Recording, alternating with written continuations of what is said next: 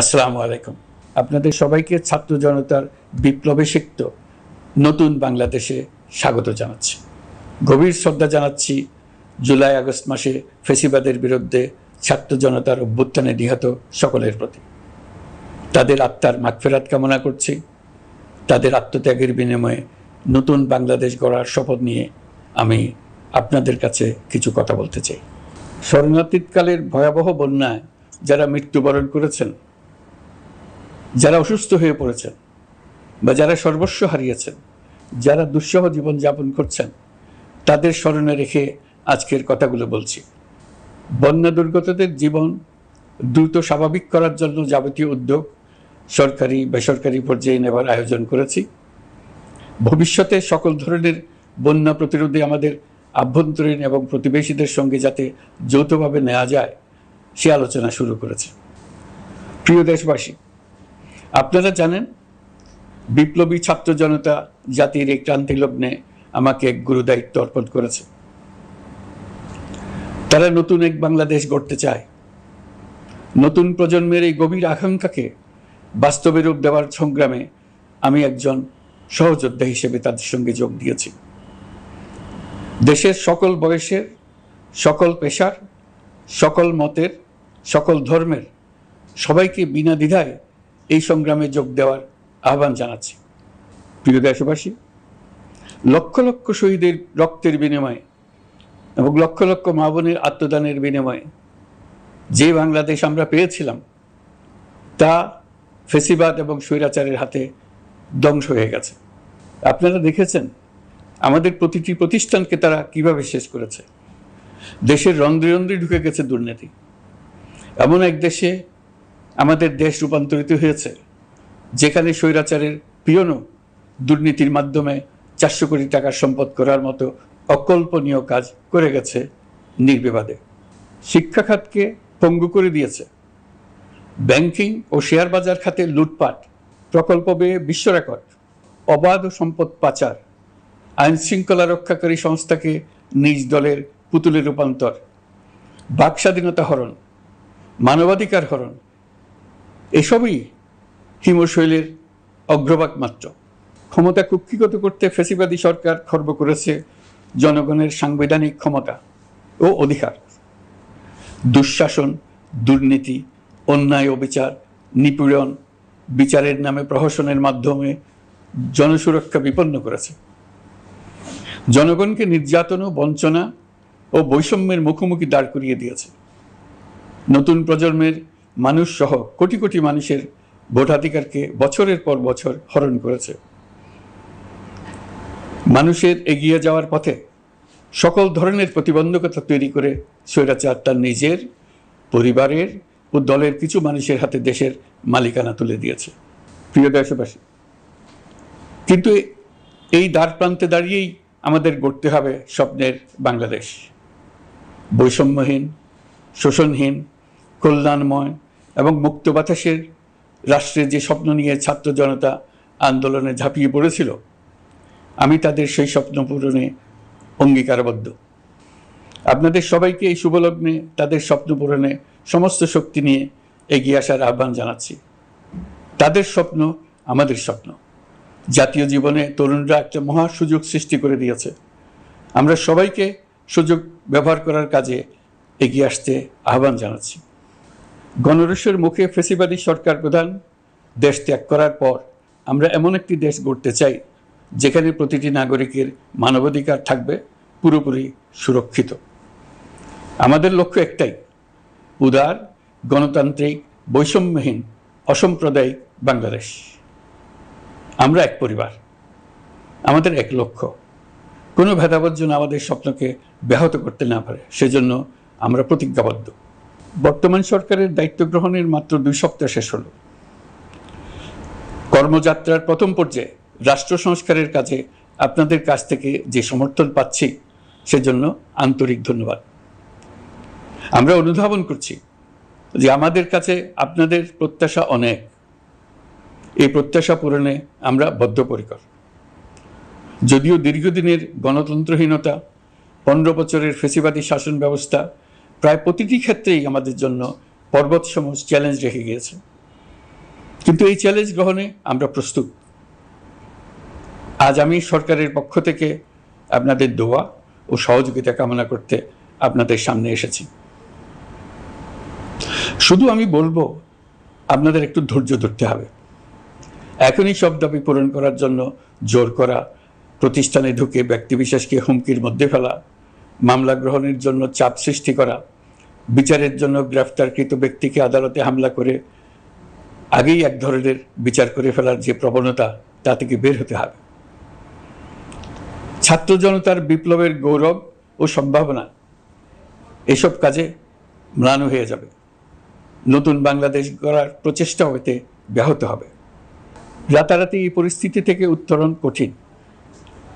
নড়বড়ে এক কাঠামো, আমি বরং বলবো জনস্বার্থের বিপরীতমুখী এক কাঠামোর উপর দাঁড়িয়ে আমাদেরকে দেশ পুনর্গঠনের কাজে হাত দিতে হয়েছে।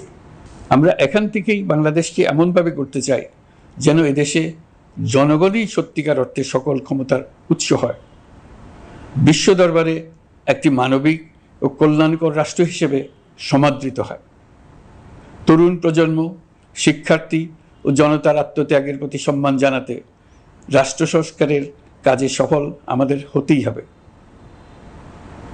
এর আর কোনো বিকল্প নেই। প্রিয় দেশবাসী, আপনারা ইতিমধ্যে জেনেছেন জুলাই আগস্ট মাসে গণ অভ্যুত্থানে বল প্রয়োগ ও হতাহতের যে দুঃসহ ঘটনা ঘটানো হয়েছে তার স্বচ্ছ তদন্ত করতে জাতিসংঘের মানবাধিকার কমিশনের প্রধানকে বাংলাদেশে এসে তাদের তদন্ত শুরু করতে আমরা আমন্ত্রণ জানিয়েছি। তদন্তের এই প্রক্রিয়া এই সপ্তাহে শুরু হবে। তাদের প্রথম দল ইতিমধ্যে এসে গেছে। আমরা ইতিমধ্যে ছাত্র জনতার বিপ্লবকে নস্যাৎ করতে যে শত শত মিথ্যা ও হয়রানিমূলক মামলা দায়ের করা হয়েছিল তার অধিকাংশ প্রত্যাহার করেছি এবং আটক ছাত্র জনতার মুক্তি লাভের ব্যবস্থা করেছে। পর্যায়ক্রমে মিথ্যা ও গায়েবী সকল মামলার ক্ষেত্রে অনুরূপ ব্যবস্থা গ্রহণ করে মানুষকে দুঃসহ ভোগান্তি থেকে মুক্ত করা হবে। ন্যায় বিচার নিশ্চিত করতে গণ অভ্যুত্থানের সকল শহীদ পরিবারকে পুনর্বাসন করবে। সকল আহত শিক্ষার্থী ও জনতার চিকিৎসার সম্পূর্ণ ব্যয় সরকার বহন করবে। সেই লক্ষ্যে স্বাস্থ্য মন্ত্রণালয়ের নেতৃত্বে উপদেষ্টা পরিষদে বৈষম্য বিরোধী ছাত্র আন্দোলনের প্রতিনিধিত্বকারী 2 জন উপদেষ্টার সহায়তায় একটা পূর্ণাঙ্গ তালিকা প্রস্তুত করা হচ্ছে। এই কার্যক্রমের জন্য এবং গণ অভ্যুত্থানের শহীদদের স্মৃতি ধরে রাখতে সরকার অতি দ্রুত জুলাই গণহত্যা স্মৃতি ফাউন্ডেশন নামে একটি ফাউন্ডেশন প্রতিষ্ঠা করার প্রক্রিয়া শেষ পর্যায়ে এনেছে। আপনাদের সবার এবং বিদেশে অবস্থানরত ভাই বোনদের অনুদান এই প্রতিষ্ঠানে পাঠানোর জন্য অনুরোধ করছি। আমি ব্যক্তিগতভাবে এই প্রতিষ্ঠানের চেয়ারম্যানের পদ গ্রহণ করেছি। প্রিয় দেশবাসী, আপনারা লক্ষ্য করেছেন দায়িত্ব গ্রহণ করেই আমাদেরকে আইন শৃঙ্খলা অঙ্গনে অস্থির পরিস্থিতি সামাল দিতে হয়েছে। আপনাদের সহযোগিতা ও সমর্থনে দেশপ্রেমিক সকল আইন শৃঙ্খলা রক্ষাকারী বাহিনী কাজে যোগ দিয়েছে। ফ্যাসিবাদী সরকার প্রশাসনের চরম দলীয়করণ করার ফলে বিপুল সংখ্যক কর্মকর্তা কর্মচারী দীর্ঘদিন বৈষম্যের শিকার হয়েছেন। আমরা ইতিমধ্যে সংশোধনমূলক ব্যবস্থা গ্রহণ করতে আরম্ভ করেছি। তবে প্রশাসনকে গতিশীল রাখতে এবং একই সাথে সুনির্দিষ্ট পদ্ধতি অনুসরণ করে সঠিক সিদ্ধান্তে উপনীত হতে সময় প্রয়োজন। সেজন্য সকলকে ধৈর্য ধরার অনুরোধ করছি। প্রশাসনের সকল ক্ষেত্রে প্রতিষ্ঠানগুলো যেন জনগণের আস্থা ফিরে পায়, সেটি আমাদের অন্যতম উদ্দেশ্য। লুটপাট ও দুর্নীতির আখড়ায় পরিণত করা ব্যাংকিং খাতে সুশাসন নিশ্চিত করার জন্য আমরা উদ্যোগ নিয়েছি। এই খাতে দক্ষ জনবল নিয়োগ দেওয়া হচ্ছে। ব্যাংকিং খাতে শৃঙ্খলা স্থাপন, ব্যবসা বাণিজ্যে সহায়ক পরিবেশ তৈরি এবং জনগণের জীবনযাপন সহজ করতে নিত্য প্রয়োজনীয় দ্রব্যমূল্য ও মূল্যস্ফীতি নিয়ন্ত্রণে আনার আমরা উদ্যোগ সচল করেছি। ব্যাংকিং খাতে দীর্ঘমেয়াদী সংস্কারের জন্য ব্যাংক কমিশন গঠন করা হবে। আর্থিক খাতে সার্বিক পরিস্থিতি ও সংস্কার বিষয়ে একটি রূপকল্প তৈরি করা হবে, যা দ্রুত জনসমক্ষে প্রকাশ করা হবে। শেয়ার বাজার, পরিবহন খাত সহ যেসব ক্ষেত্রে চরম বিশৃঙ্খলা বিরাজ করছে তা নিরসনের দ্রুত পদক্ষেপ নেওয়া হচ্ছে। বিচার বিভাগকে দুর্নীতি ও দলীয় প্রভাব মুক্ত করতে কার্যক্রম শুরু হয়েছে। একটি সুনির্দিষ্ট প্রক্রিয়ার মধ্য দিয়ে বিচার বিভাগের স্বাধীনতা ও জবাবদিহিতা নিশ্চিত করার উদ্যোগ নেওয়া হয়েছে। ফ্যাসিবাদী সরকারের বিচার বহির্ভূত হত্যাকাণ্ড, গুম, খুন, অপহরণ এবং আয়নাঘরের মতো চরম ঘৃণ্য সকল অপকর্মের ন্যায় বিচার নিশ্চিত করা হবে। এসব অপকর্মের সঙ্গে জড়িত সকলের বিচার নিশ্চিত করা হবে। তালিকা প্রস্তুত করে মিথ্যা মামলা প্রত্যাহার করা হবে। দুর্নীতি ও সম্পদ পাচারের বিচার করা হবে। আইন শৃঙ্খলার ক্ষেত্রে জনমুখী ও দলীয় প্রভাবমুক্ত জবাবদিহিমূলক কাঠামো সৃষ্টির লক্ষ্যে পুলিশ কমিশন গঠন করা হবে। জাতিসংঘের তদন্ত প্রতিবেদন, দায়িত্বপ্রাপ্ত সকল সংস্থা ও জনগণের সাথে মত বিনিময়ের মাধ্যমে কমিশনের নেতৃত্বে প্রয়োজনীয় সংস্কার করা হবে। বাংলাদেশকে আর কোনো দিন কেউ যেন কোনো পুলিশি রাষ্ট্রে পরিণত করতে না পারে তার ব্যবস্থা করা হবে। তথ্যের অবাধ প্রবাহ ও গণমাধ্যমের স্বাধীনতা নিশ্চিত করা হবে। ফ্যাসিবাদী সরকার গণমাধ্যমের উপরও দলীয়করণ ও নির্যাতনের বোঝা চাপিয়েছিল। জনগণের তথ্যের অধিকার নিশ্চিত করতে আমরা প্রতিশ্রুতিবদ্ধ। তথ্যের প্রবাহে বিদ্যমান আইনি ও অন্যান্য বাধা অপসারণ করা হবে। মত প্রকাশের স্বাধীনতা বাধাগ্রস্ত করে এমন সব আইনের নিপীড়নমূলক ধারা সংশোধন করা হবে। ইতিমধ্যে এই ধরনের আইনগুলো চিহ্নিত করে এই প্রক্রিয়া শুরু করা হয়েছে। বিদেশি সংবাদকর্মীদের এদেশে আসার পর যে অলিখিত নিষেধাজ্ঞা ছিল, ইতিমধ্যে আমরা তা তুলে নিয়েছি। বিদেশি সাংবাদিকদের দ্রুত ভিসা দিতে সংশ্লিষ্ট কর্মকর্তাদের নির্দেশ দেওয়া হয়েছে।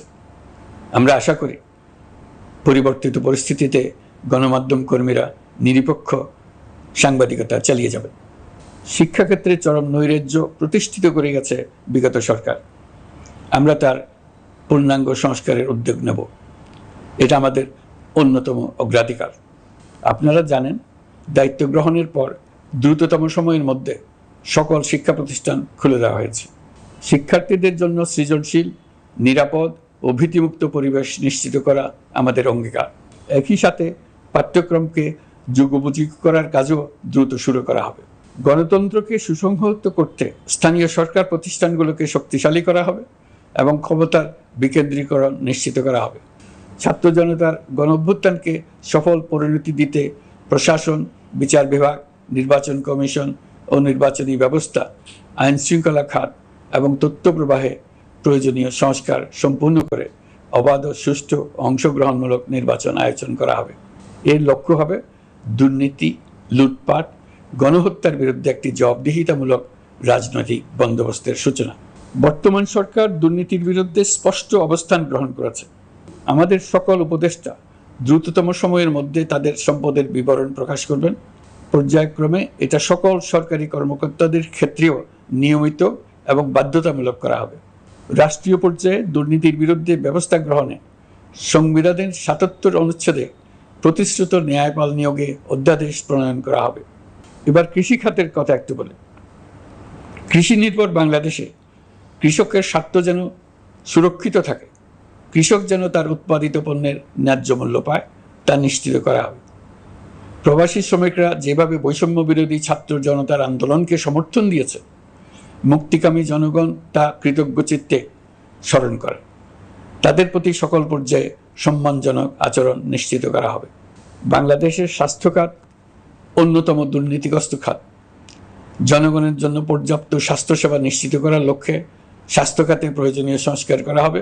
এই খাতে সংশ্লিষ্ট সকলকে জবাবদিহিতার আওতায় আনা হবে।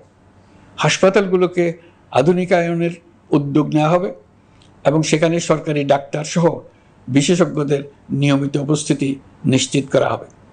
স্বাস্থ্যসেবা যাতে নির্দিষ্ট কিছু অঞ্চলে কেন্দ্রীভূত না থাকে, দেশের সব অঞ্চলের মানুষ সমান স্বাস্থ্যসেবা পায়, সে লক্ষ্যে প্রয়োজনীয় উদ্যোগ নিতে আমরা বদ্ধপরিকর।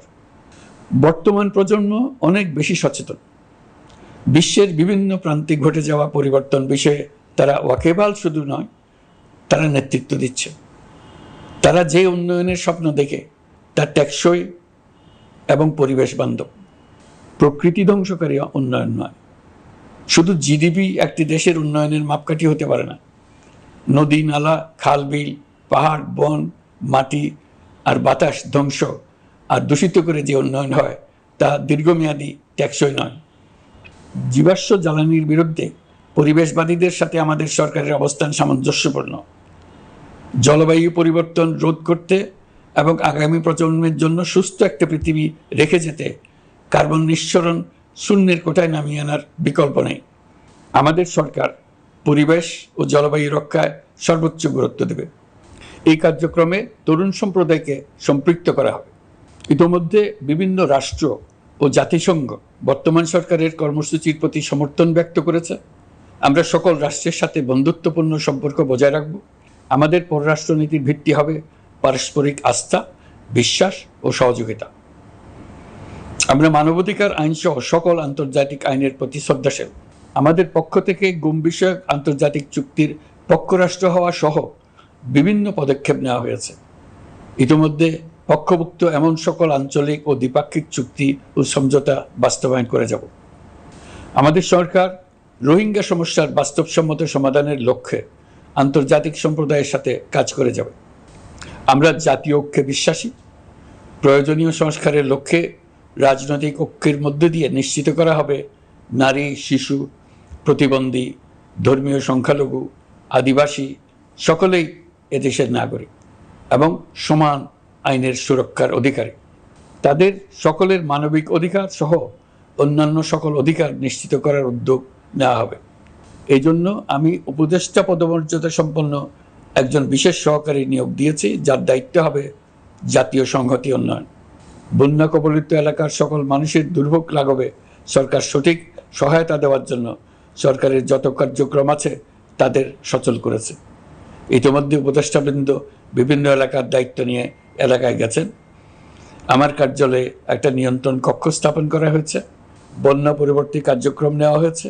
ভবিষ্যতে বন্যা নিয়ন্ত্রণের জন্য করণীয় কী স্থির করার জন্য পদক্ষেপ নেওয়া হচ্ছে।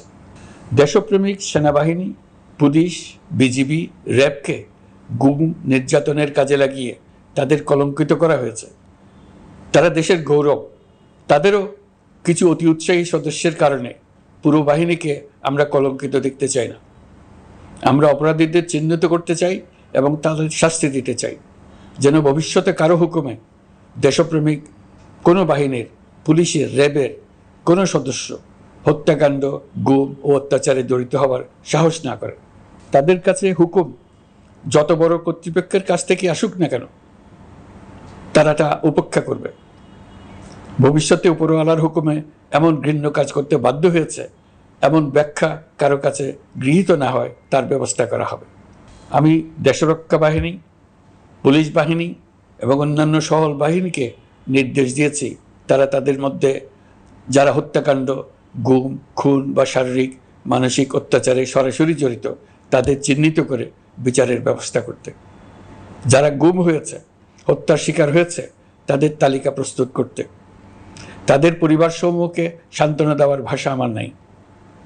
তাদের জীবনে শান্তি ফিরিয়ে আনতে আমরা প্রচেষ্টা অব্যাহত রাখব। আমি সকল দেশরক্ষা বাহিনী ও আইনশৃঙ্খলা বাহিনীকে তাদের উপর জনগণের সম্পূর্ণ আস্থা ফিরিয়ে আনতে সকল পদক্ষেপ গ্রহণ করতে নির্দেশ দিয়েছি। গত 15 বছরের দুর্নীতি, অর্থ পাচার ও জনস্বার্থ বিরোধী চুক্তি স্বাক্ষর, প্রকল্পের নামে লুটপাট ইত্যাদি তথ্য নিয়ে একটি শ্বেতপত্র প্রণয়নের জন্য আমি ইতিমধ্যে একটি কমিটি গঠন করেছি। আমি বিভিন্ন দেশের রাষ্ট্রদূত এবং দাতা সংস্থার প্রতিনিধিদের সঙ্গে বৈঠক করেছি এবং করে যাচ্ছি। ছাত্র জনতার গণঅভ্যুত্থানের পর দেশ গঠনের জন্য সকল প্রকার আর্থিক অন্যান্য সহযোগিতার জন্য তাদেরকে অনুরোধ জানাচ্ছি। তারা এই ব্যাপারে আগ্রহ দেখাচ্ছে। তাদের কাছে আমাদের প্রস্তাবসমূহ প্রণয়ন করে দ্রুত পাঠানোর ব্যবস্থা নিয়েছে। তাদেরকে অনুরোধ জানিয়েছি তারা যেন পরিস্থিতির কারণে অতি দ্রুত অর্থ ছাড় করার ব্যবস্থা নেন। তাদেরকেও বলেছি যে অবস্থার মধ্য দিয়ে আমরা যাচ্ছি তা যেমন একটি দুর্যোগপূর্ণ সময়, তেমনি এটা জাতির জীবনে মস্ত বড় সুযোগ। এই সুযোগকে যেন আমরা পূর্ণভাবে কাজে লাগাতে পারি, সেই জন্য তাদের সহযোগিতা চেয়েছি। এই গণ অভ্যুত্থানে বিদেশে অবস্থানকারী বাংলাদেশিরা অত্যন্ত গুরুত্বপূর্ণ ভূমিকা পালন করেছেন। জাতি তাদের অবদান বিশেষভাবে স্মরণ করবে। নতুন বাংলাদেশ গড়ার কাজে আমরা তাদের অংশগ্রহণ চাইব। আমাদের একটি লক্ষ্য হবে বিদেশগামী এবং প্রত্যাবর্তনকারী প্রত্যেক প্রবাসী শ্রমিককে মর্যাদা ও সম্মানের সঙ্গে দেশে আসা এবং যাওয়া নিশ্চিত করা। সে ব্যাপারে শিগগিরই পদক্ষেপ নেওয়া হবে।